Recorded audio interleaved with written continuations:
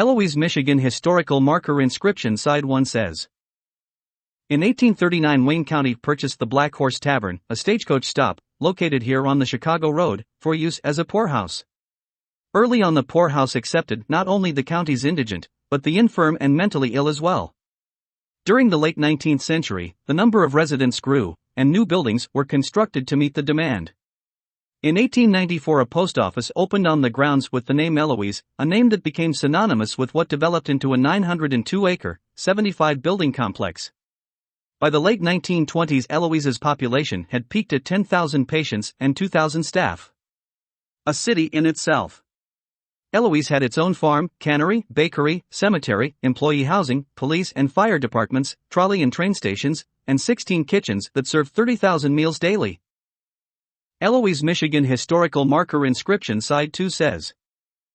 Wayne County's medical complex, Eloise, was founded as a poorhouse in 1839. It eventually became one of the largest public healthcare facilities in the U.S. The most advanced medical and psychiatric treatments were used here. During the early 20th century, Eloise physicians pioneered the use of X-rays for diagnostic purposes, radium for the treatment of cancer, and open-air treatment for tuberculosis. Psychiatric patients underwent electroshock and insulin shock therapy, as well as music, recreational, and television therapy. Psychiatric care ended in 1979, and the General Hospital closed in 1984. Most of the complex's 75 buildings were razed by the mid-1980s. More than 7,100 patients are buried in the Eloise Cemetery, their graves marked only by numbered blocks. And so I was born in our apartment at Eloise, and while babies were born in hospitals at that time, my mother decided she wanted me born at home because babies were being mixed up and you not always got the right one. And she wanted to make sure she got her own.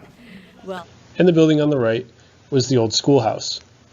From 1839 until 1887, the county house actually had children living at it that were largely orphans of accidents or pandemic and disease outbreaks in Detroit. Now the state did mandate that they had to be educated, so when they could, attendants and clerks would try to educate the children as best they could.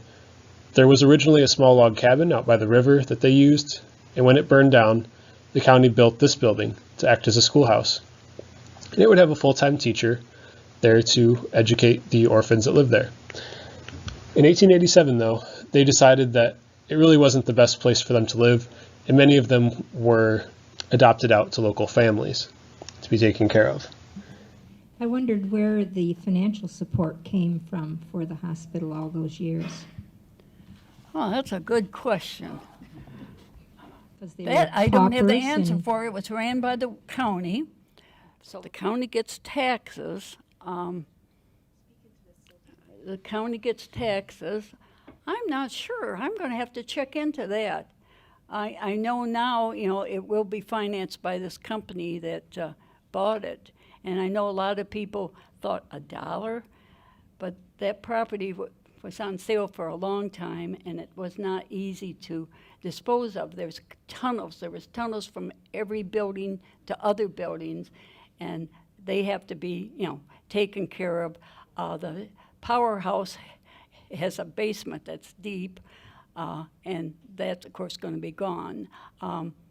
So the house properties just didn't sell, and they do have a clause in their contract that if this company does not do what they say they're going to do, there's a certain amount of time they'll have to do it. The county can buy it back for $1.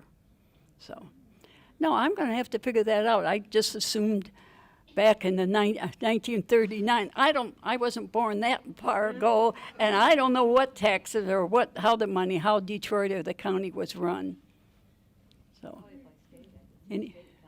well, when we first started the Friends of Eloise, we had a group of people around, and this one girl said she remembers driving by, and there was patients at those black gates and shaking them and yelling. And then the last one to talk was Betty, and she told how they did it when they were in high school, and it was really a funny thing. And then you do think about them, playing games. And I did live close to Eloise when I came back from California. In fact, I lived in a white old farmhouse on Henry Ruff across from Eloise. And my daughter went to Elliott School, and Dr. Gloss, who was at Eloise, he and his wife was very active with the PTA, and she got invited to their son's birthday party. And I drove her there, and that was the first time I drove on Eloise, and I didn't know what to think of it, but it's fine. And as I said, there was a lot of children that lived there, and they lived quite a normal life. So I imagine the way that it was run, it was very safe, and it is. It gives a whole different story to Eloise. Was that a self-sustaining farm over there? I heard you say something earlier to that effect. What was They that? had a farm, Yeah, there was. self-sustaining farm? Yes, there was two farms. As I said, one was the fed the poorhouse, and the other was the asylum. And then as years went by, there was one farm. Although, and they did. They had cattle. They used to take their cattle and what other animals, and it was a farm. And what was surprising is they grew tobacco. Now, I didn't know tobacco could grow in Michigan, but if you go over to the Eloise Museum, we have packs of cigarettes and some tobacco to chew, and it's made, from tobacco grown at Eloise, which surprised me when I got reading that.